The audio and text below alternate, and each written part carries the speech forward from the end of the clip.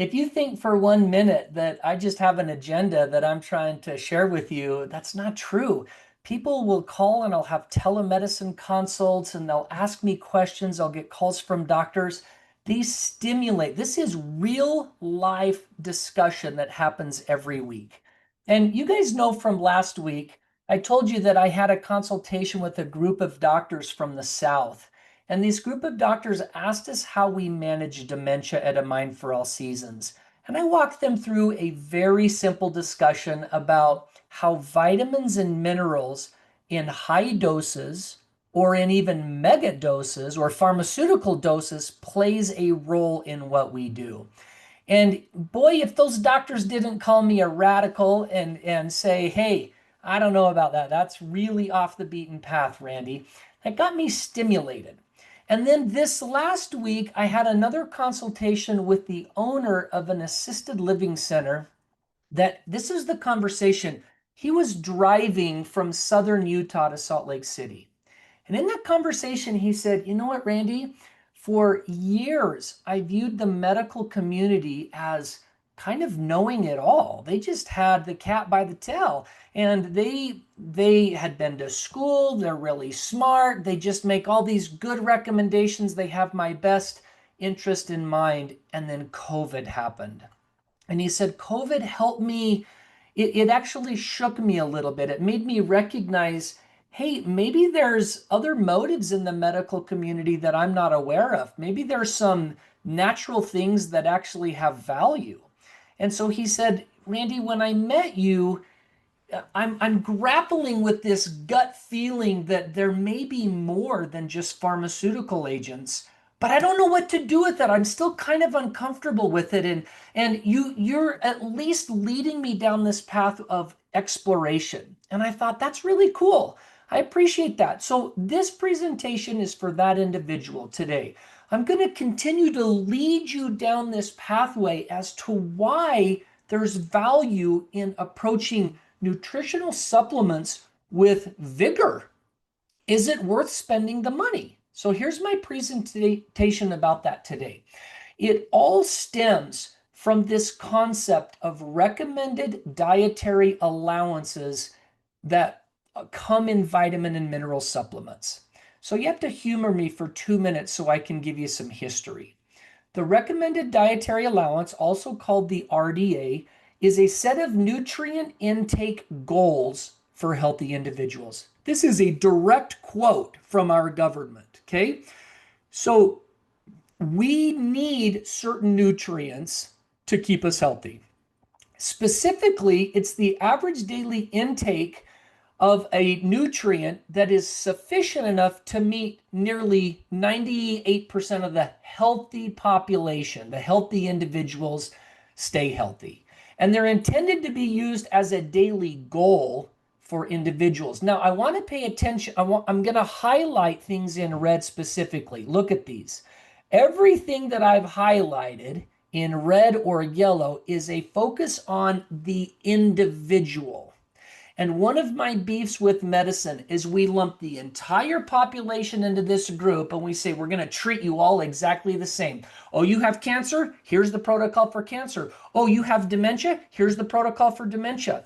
The reason that does not work is I have worked in an assisted living and skilled nursing now for 20 years. And I can tell you that I've seen 50-year-olds with dementia and I've seen 90-year-olds with dementia, and they never look the same.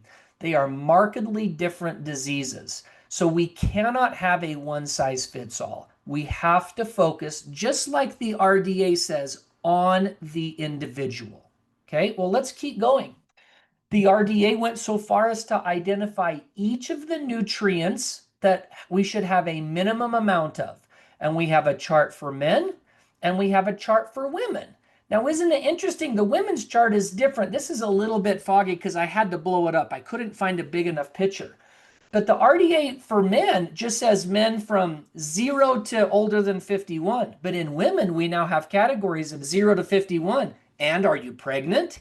And are you lactating? And how far along are you lactating? And so even the RDA recognizes that there are conditions where the recommended dietary allowance has to change based on a physiological response. So this is the impetus for vitamins in general. And everyone knows if we take a multivite, we look at the ingredient list here on your screen, and then I've highlighted this area so that you can see this nutrient meets the recommended daily allowances recommended by our government, and in fact exceeds them in many instances. So the recommended dietary allowance for vitamin A, this vitamin exceeds it 117% of the recommended.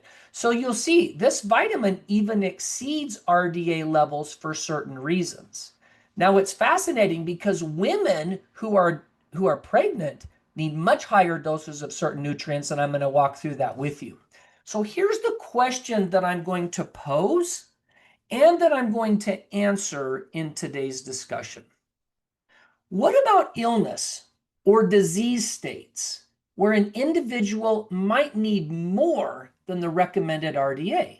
Is there such a thing? Well, we already know the FDA came up from that with pregnancy. When women are pregnant, they need more nutrients to develop that fetus. If they're lactating, they need a little bit more.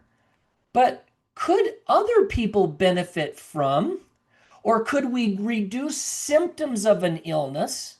Or could we treat a disease if we used a higher dose, or if we used a mega dose, or what even if we used a pharmaceutical dose of a specific nutrient? Now, there's actual definitions for each of those terms. So let me give you an example. A pharmaceutical dose of a nutrient would be folic acid, which is used in pregnancy. That exceeds the recommended dietary allowance by about 400 times, right? We need a high dose in women. I actually can't remember what the percentage is, but I think the RDA for folic acid is about 20, and in pregnant women, it's 400. So it's 10 times the dose. How about using omega-3s for the treatment of heart disease? We know that omega-3s make a whopping difference in heart disease. So did you know that the pharmaceutical industry actually created high concentration omega-3s? One is called Lovaza, and it actually requires a prescription. It's a prescription strength omega-3 for cardiovascular disease. I got it. So here's the proposal that I make to you today. When you have a nutrient deficiency, and that nutrient deficiency begins to be perpetuated or it spirals down out of control, it leads to sickness. That's a given. We know that's the case. If a pregnant woman has an insufficient amount of folic acid, it leads to neural tube defects, which is like spina bifida, microencephaly, hydrocephaly, all kinds of brain damage. Okay? So what leads to nutrient deficiencies, you might ask? Is it just that you forgot to take your multivite? No. There's a whole bunch of things that lead to nutritional deficiencies over time. And I'm going to painstakingly walk you through each one of these. And when we miss those nutrients, we begin to experience fatigue. It leads to heart disease. We get peripheral neuropathy, or we get GI disorders and neurological disorders like dementia. This is well established in the literature, right? But it's not talked about very much. That group of doctors who called me a radical for using nutrients to support dementia, when I asked them, well, how many of you use vitamins and minerals as a part of your prescribing for chronic disease? None of them suggested they use those nutrients, not one. And I thought, okay, I am kind of a radical because that's my starting point. I don't start with pharmaceutical agents. I start with nutraceutical agents, and I use pharmaceuticals when we still need to try to suppress some symptoms. So let's talk about why that actually happens, okay? Well, let's go back to the history of the recommended dietary allowances. The RDAs actually began to be established, if you look right here, They began to be established during World War II. And it's because our government was following nutritional pioneers like Voigt and Rubner and Atwater, who were looking at energy production and general health based on the diet. And we were now sending young soldiers off to war, and we had to try to figure out how to feed them when there wasn't grocery stores and they were on the front lines. So there was an argument of what needs to happen to the nutrient status of this population of our military personnel as civilians as they're off in foreign countries fighting wars. That really was the impetus for the recommended dietary allowances. Now, something else that's interesting is these RDAs were established somewhere between 1941 and 1943. Okay, now just pause for 2 seconds and think about that. How many things in medicine do we do the exact same thing in medicine today that we did in 1941 and 1943? Are we still using the same drugs? Do we use the same surgical procedures? Do we have the same technology? That's my argument. Is the recommended dietary allowances were formally introduced by the U.S. Food and Nutrition Board in 1941 to address the health of these soldiers. And we're still living on that data that is now 80 years old. My friends, none of you drive a car that's older than 10 years old. And if you do, you're a superhero. None of you work on a computer that's over 10 years old because they don't work anymore. You don't use a cell phone that's 10 years old. I mean, come on. This is crazy that we're still hyper-focused on RDAs over time.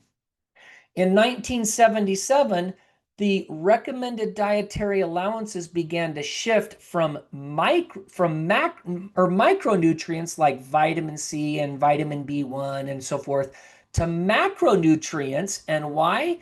Because our population started getting fat.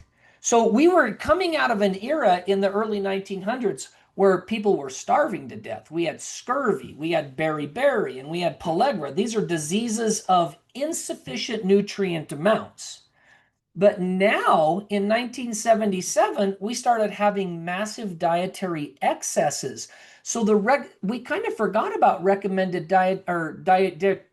recommended dietary allowances because we began to focus not on micronutrients, but macronutrients like proteins, carbohydrates, fats, and calorie counts, right? Oh my goodness, calorie counts became the rage.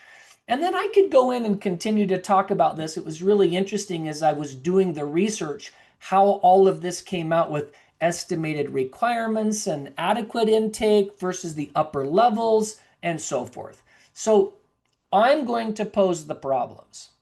Okay, this is a Randy Vawdrey slide. This is how I function. This is my belief system.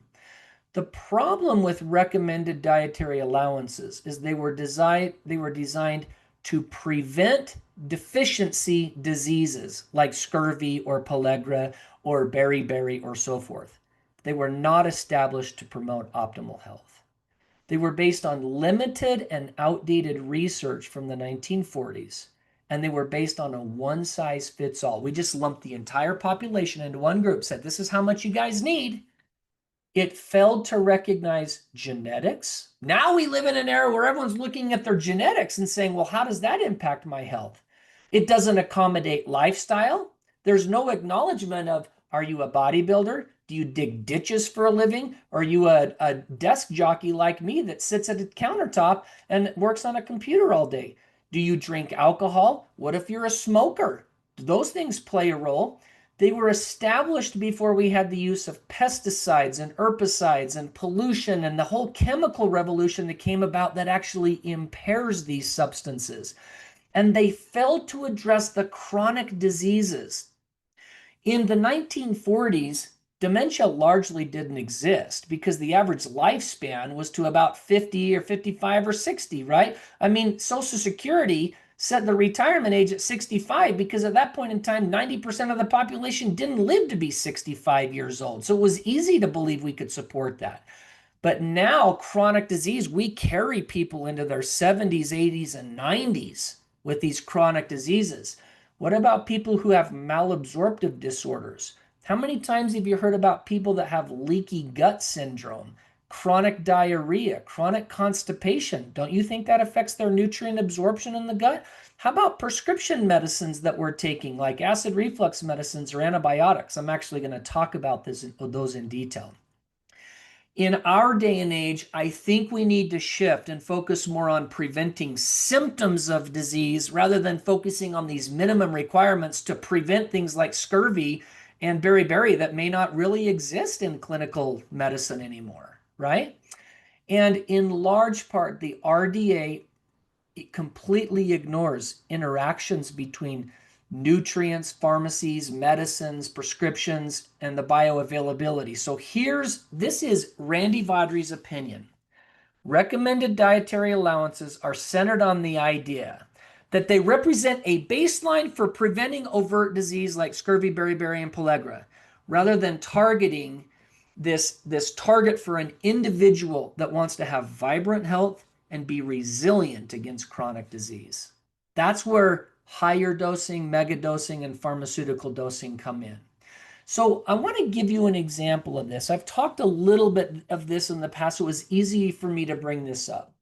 I want you to meet thiamine, which is considered vitamin B1. It's an essential nutrient. It's a rate-limiting nutrient for the production of energy. It's water-soluble, which means you can't retain it. You take it and you pee it out. You don't have a bank account for thiamine in the body. It has a very short half-life and very limited physiological reserve. Now, unlike vitamin D, you all recognize that in vitamin D, there's a chance you could get toxic. The risk of toxicity with thiamine is virtually zero. And I spent a lot of time looking for toxicities. I don't think you can do it. So because of these characteristics of the way that this B vitamin functions, it's actually very easy to become deficient. And it's easy to become and stay deficient over time. And the symptoms that people get, how many times do you hear people say, gosh, I'm just so tired. I'm just so fatigued. I'm kind of moody, right? And then it can lead to all types of really complex deficiencies like cardiovascular disease and neurocognitive or neurological diseases like dementia. So again, I'm going to take this example and say B1 can very quickly spiral out of control and lead to illness because of all of these variables. And I'm going to walk you through them quickly as a part of as I finish up my presentation today. So the medical literature suggests that vitamin deficiency like B vitamin is actually rare. So in developed countries, I'm going to read this to you. This comes from a researcher named Chandler Mars. She's a PhD. And she says in developed country where food enrichment and vitamin fortified foods are common, like with vitamin B1, then deficiency is considered rare and largely confined to very specific populations, like people who are in extreme poverty and they can't afford to buy food. Like she would say, the world at large would say vitamin deficiencies only exist right now in Palestine because of the humanitarian crisis that's going on with the war. Or she'd say it doesn't, the argument is it doesn't exist because we don't have malnutrition in our country. But we do have a lot of other things, so I'm going to talk about those. So I actually think that vitamin 1 deficiency is very common and it's very prevalent. The Osher Institute at the University of Oregon has produced research that showed the rates of nutritional deficiencies range somewhere between 20 and 98% of the US population. Think of that.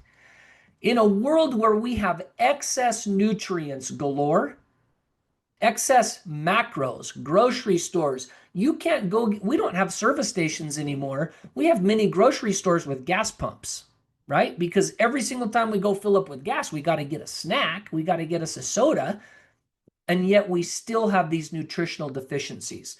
So the USDA, the recommended dietary allowance for thiamine is between 1 and 1.4 milligrams per day. That's it. Okay? Should be easy, right? Super easy. The problem is that much of the world has a massive nutritional deficiency. So let me walk you through that.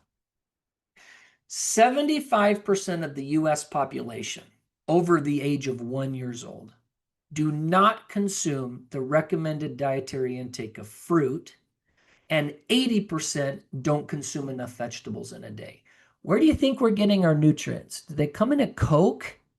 Do they come in potato chips?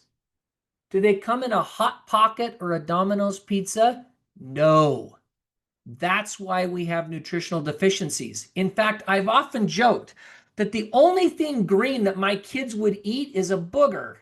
I can't get them to eat things that are green. I can't get them to eat vegetables, and trust me, we try. So let's walk through this summary again of how this works. I've put this in here a couple of times.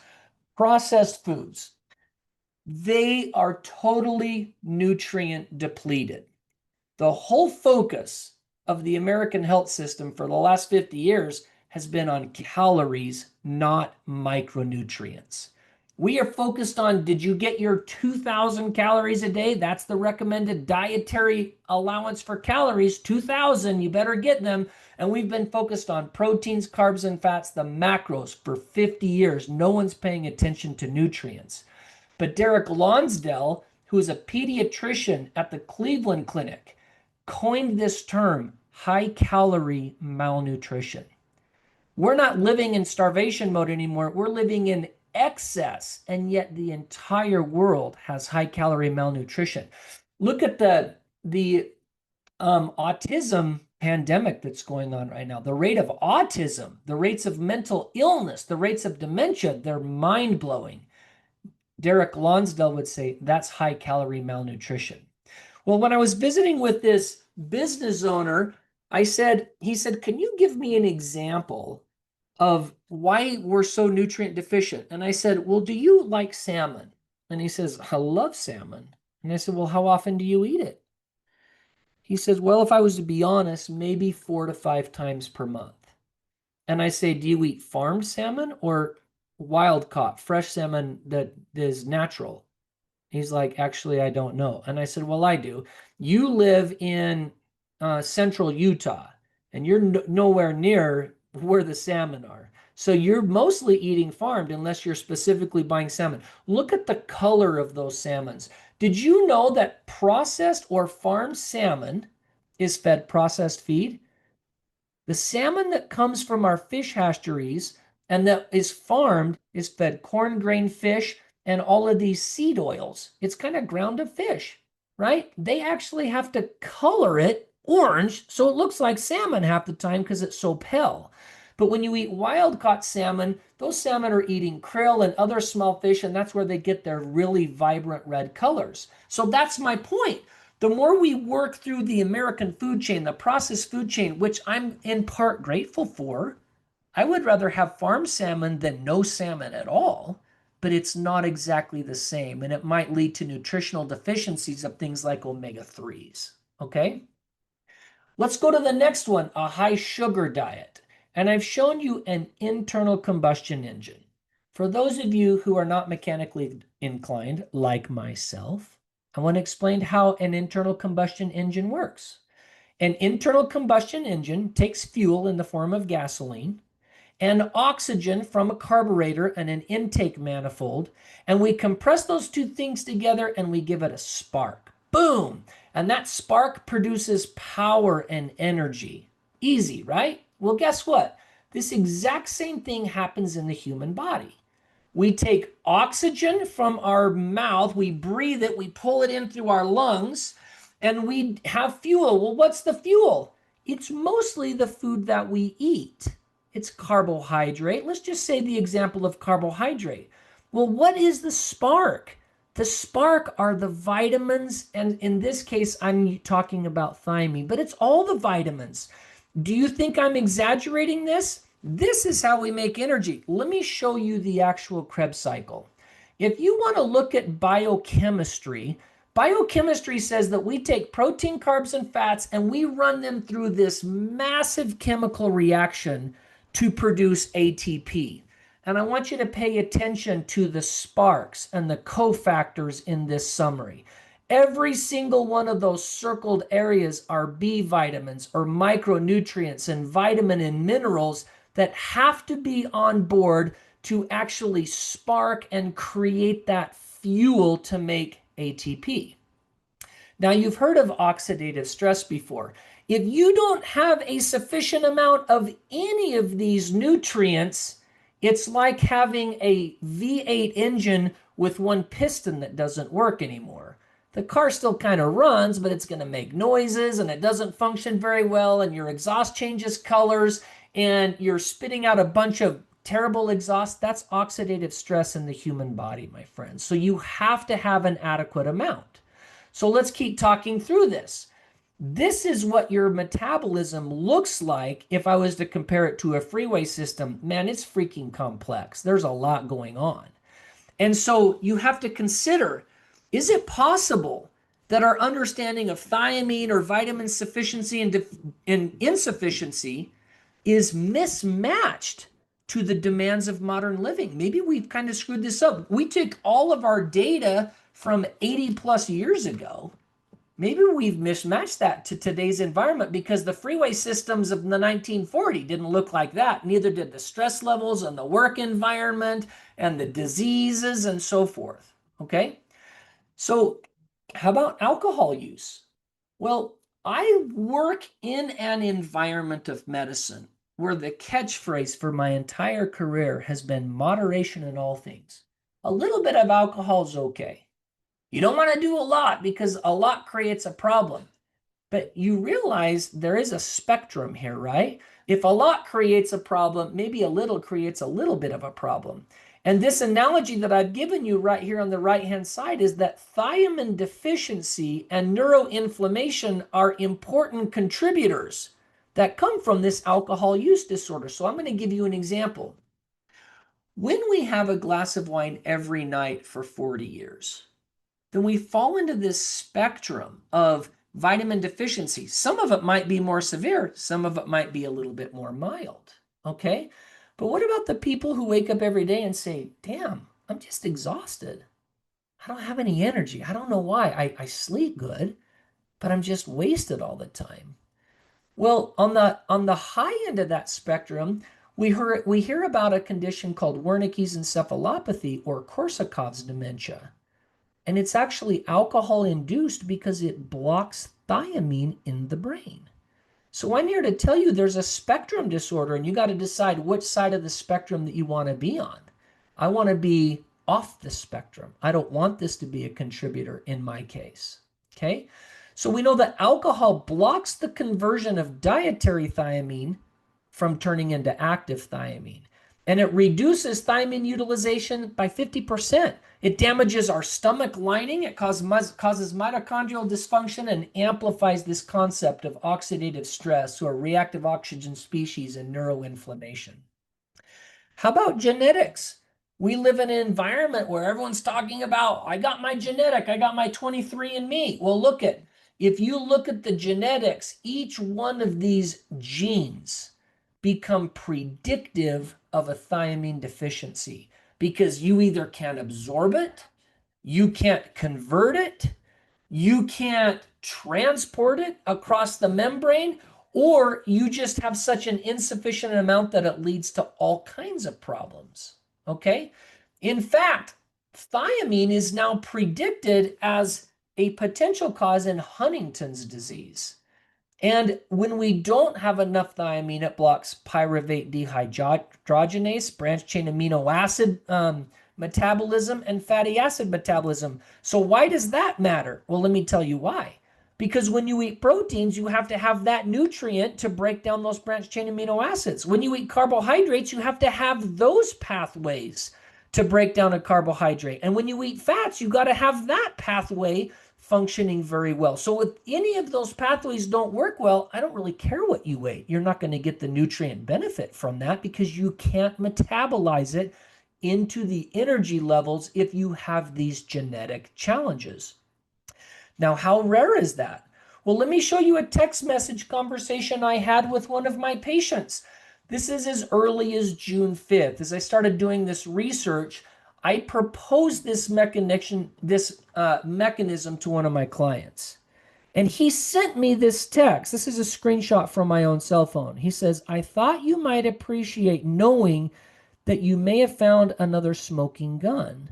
My genetic report only tested half of my genes, but hear what ChatGPT said about that. Apparently, my genetic combinations are a problem. I knew I was one of a kind. He has a genetic problem that happens in 1 in a million people.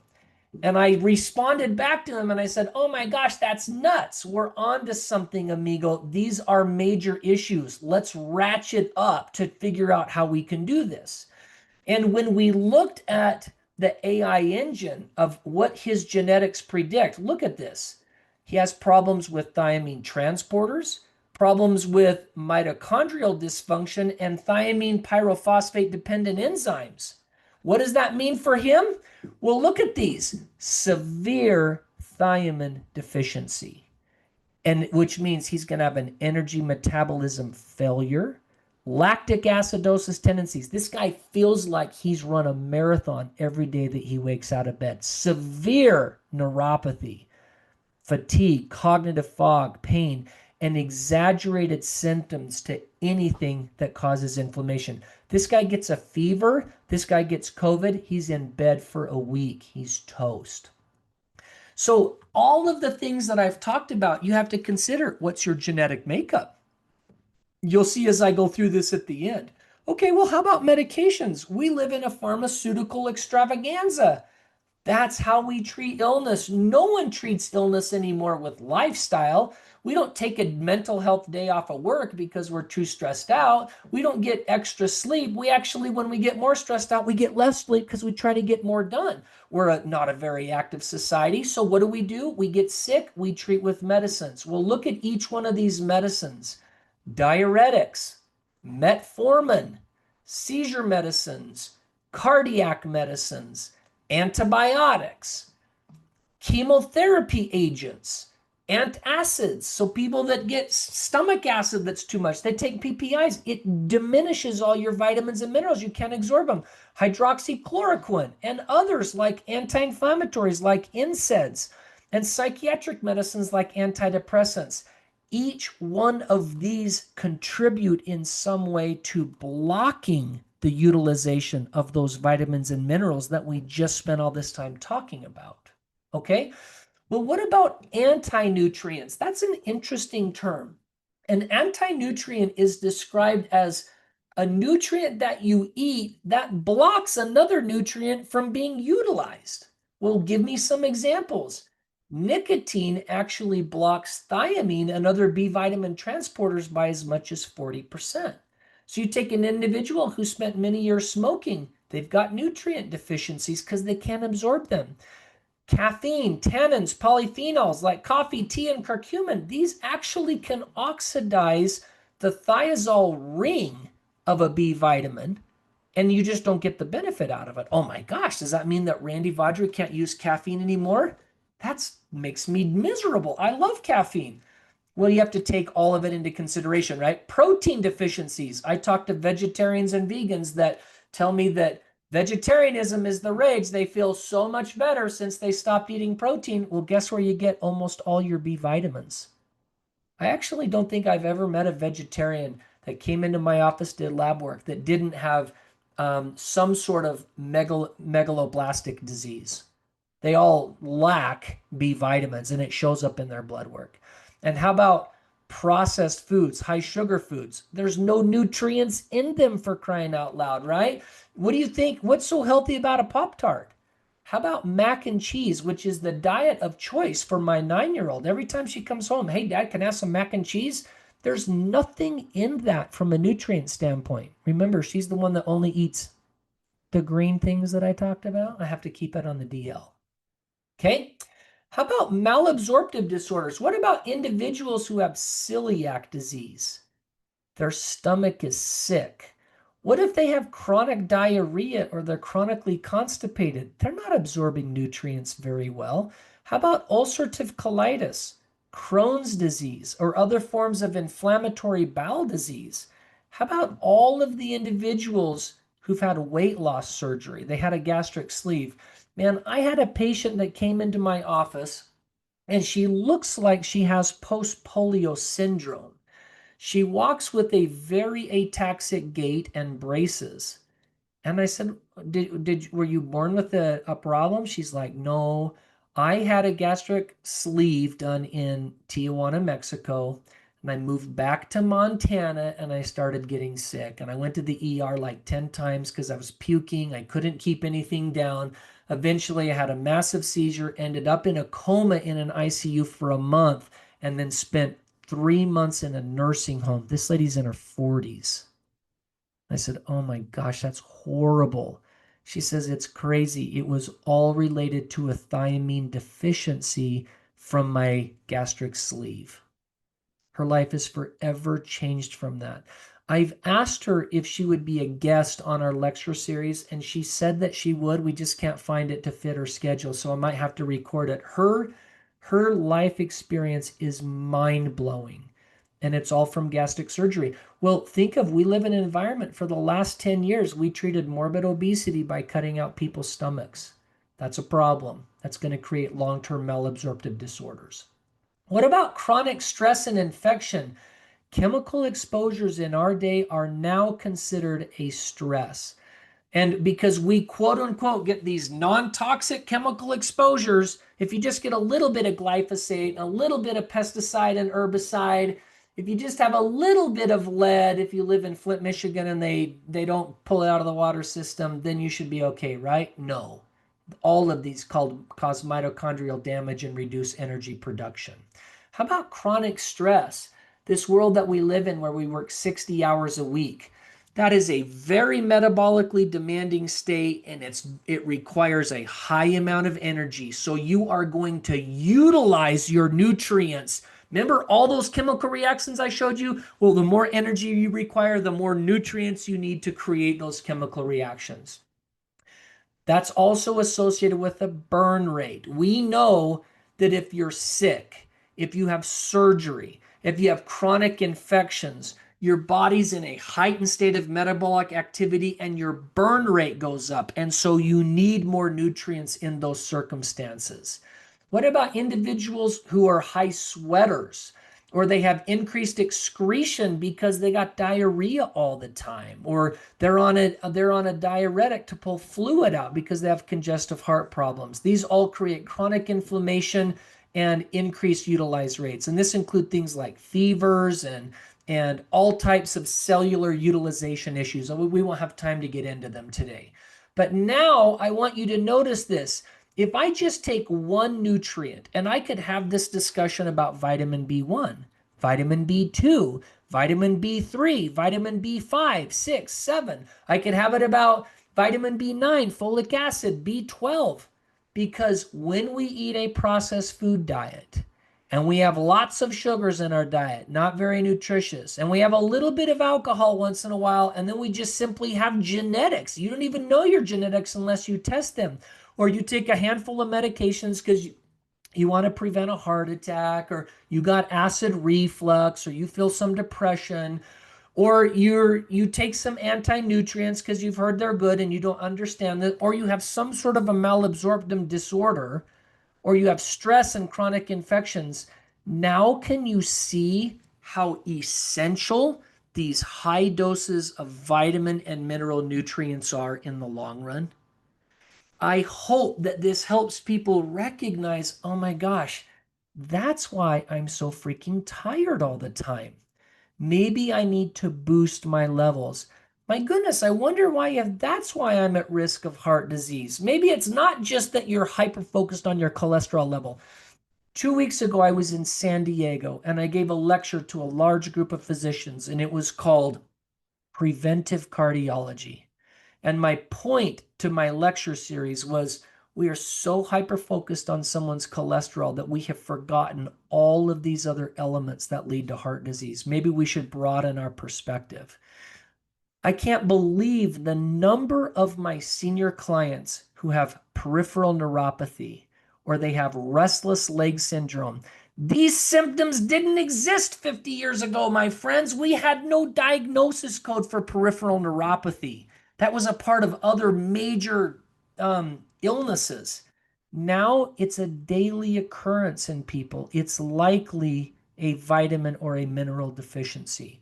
The amount of GI distortion in our country is at pandemic levels. I can't believe the number of people who don't poop every day. They're chronically constipated.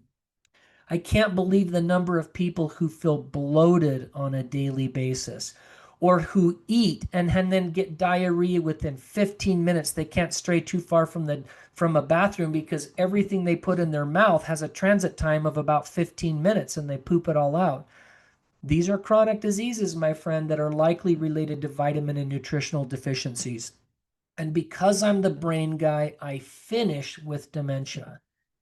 In the exact same way that a pregnant woman needs more folic acid to prevent brain damage in a developing fetus, our seniors need high doses, even some would say pharmaceutical doses of very high level of folic acid, vitamin B12, um, vitamin B1. And I would propose that the vitamins that we take, the multivite that has all of the nutrients in only the recommended dietary allowances, these minuscule doses are completely inadequate and insufficient to meet the demands of living in the modern era with the modern diseases and challenges that we face in our day.